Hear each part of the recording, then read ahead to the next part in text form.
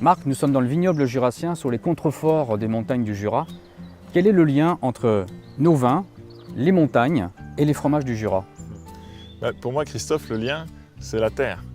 Et notre Jura est composé de hauts plateaux et de bas plateaux. Et l'homme a su utiliser plutôt le bas Jura pour cultiver le raisin, pour faire du vin, alors que dans le haut Jura, l'homme a utilisé l'herbage pour produire du lait et faire du fromage. Ça, c'est un lien qui est très fort. Puis ensuite, un lien qui est remarquable pour moi, c'est l'affinage du fromage et l'élevage du vin en fût.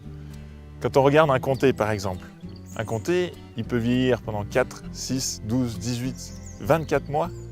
Et pour le vin, par exemple, pour le vin jaune, chez nous, eh bien, le vin jaune, on sait qu'il est vinifié pendant 6 ans et 3 mois en fût de chêne.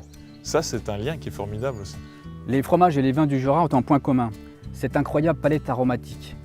Est-ce que la montagne y est pour quelque chose? Oui, j'en suis persuadé, Christophe. Et le meilleur exemple pour moi, c'est ce Mont d'Or.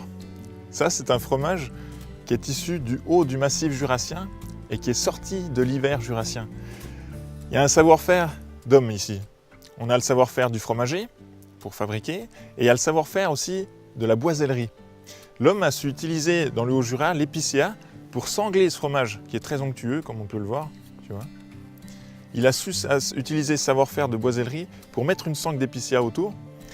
Et finalement, quand on goûte ce fromage du centre jusqu'à l'écorce, on a le côté crémeux, fleuri du fromage. Et pour finir, on retrouve ce côté boisé qu'on peut retrouver aussi dans notre vin jaune.